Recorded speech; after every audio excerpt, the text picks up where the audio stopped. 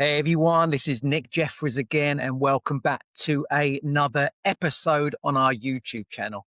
And today I want to talk about why I truly believe that design and build is the way forward, rather than going down the traditional route of the client, going down to the architect first, then bringing in the interior designer, then the project manager, then the contractor, and then maybe even a fit out team to bring in the bespoke joinery. Now, all this is a mess, isn't it? Because not only it creates a lot more moving parts, a lot of things can go wrong. So new is a design and build contractor. Now, that means we control everything from the first phone call with you through the design phase, which includes architecture, interior design, project management, construction, fit out, and we even bring in those other specialists which may need to be involved, like building control, party walls, structural engineers, maybe heritage consultants. So look at all those moving parts. It could be a nightmare. So I build up that relationship with the clients, with you guys, and I hold your hand through the whole process. So it all starts with building that relationship, doesn't it? That you come to us, you phone up new, or you visit the website, or you see the social media posts and me saying how wonderful we are. And then over time, it builds up trust. You think, I know Nick now. I like him. I'm going to give him a chance. So then you phone up. I then come and see you. We walk around your project. We take a look what you need. 95% of the time, you will not have planning approval. So you need to come to us because you need to say, right, Nick, we need some advice. We don't have planning approval. We don't have any structure drawings. We don't have even a scope of works, but we want a budget estimate. So what I do to start off with, I create a budget ballpark estimate for the client. This includes architectural fees, interior design fees, structural engineer, project management, demolition, construction, fit out, joinery, every single thing you need to know. But don't forget, this time, it's only provisional numbers. It's numbers which we're bringing together to give us a kind of idea on how much things are going to cost. And then we issue that to you. And then, maybe a week or two later, we invite you into the office, and then you sit down, and then we go through each line item and we make it crystal clear that these numbers at this point of time are all provisional. You only get cost certainty once you have construction drawings, you have a full detailed scope of works, and the program is locked down. Until then, it's all, I call it Disney World numbers. It's all kind of provisional. So this takes a little bit of time and trust to build up that relationship to get to that point, because I need the client to say, right, guys, I like this number. This provisional number is kind of in line with where we want to be. So from there, we want to try and go to contracts. We want to get the design fees locked in. We want to get the interior designer on board.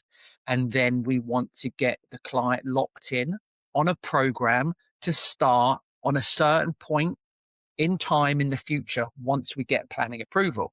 So it could take, let's say, the client agrees to go with new for the design and build.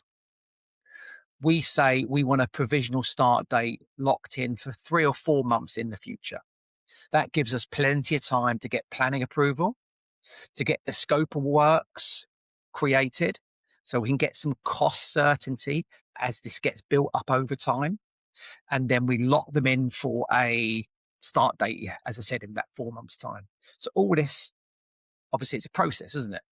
And if you head over to our website, there's a 12-step process which takes you through to every single part of the process.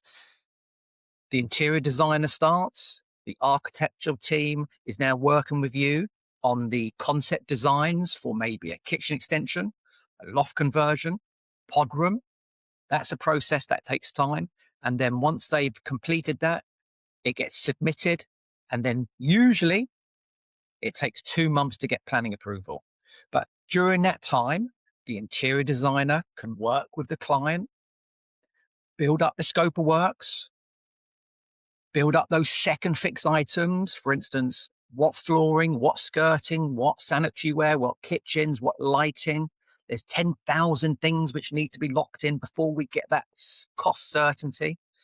And then once that's done, obviously the process gets a little bit tighter.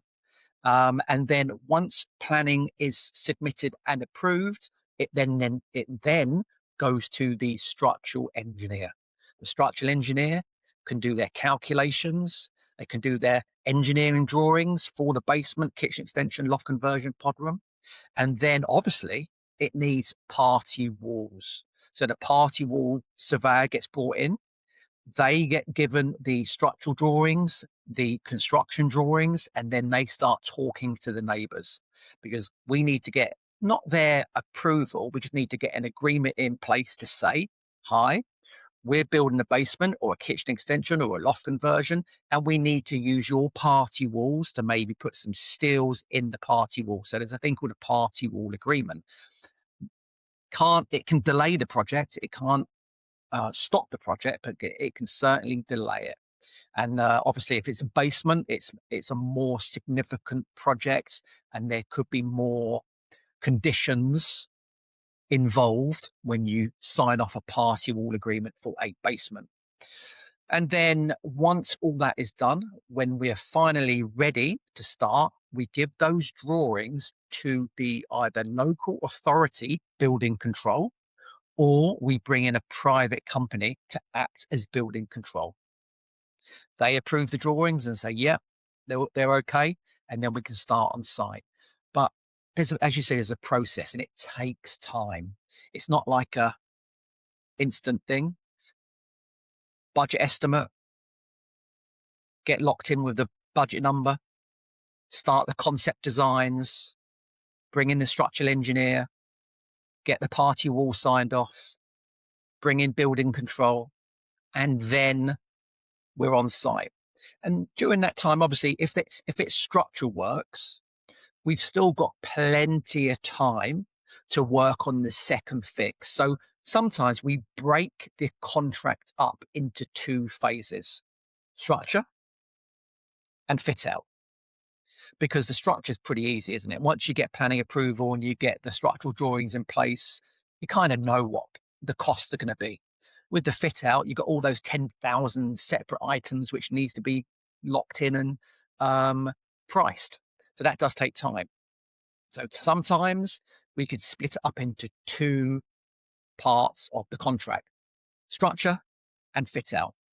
So that is the design and build process. This is why we like taking complete control over the process, because if these are all going out to separate companies and we are not in control and we need to make some changes, that means someone from our team has got to phone up the architect. They may be busy, or we may need to get something changed with the interior designer or the engineers. If we're not a united team, there could be delays and costs will go up.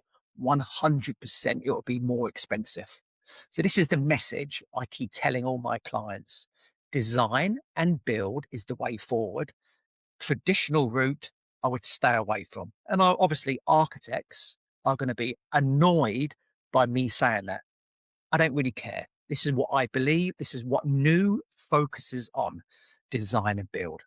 So hopefully this has given you a little insight about what we do as New, as a design and build company in West London. And if you want any more information, why don't you head over to our website, check out all our services, check out our past projects, and then why don't you fill out the contact form? Let's get you booked in for a free call with me soon. But anyway, thanks for watching. Don't forget to like, comment, and share, and I'll post another video next week. Thank you.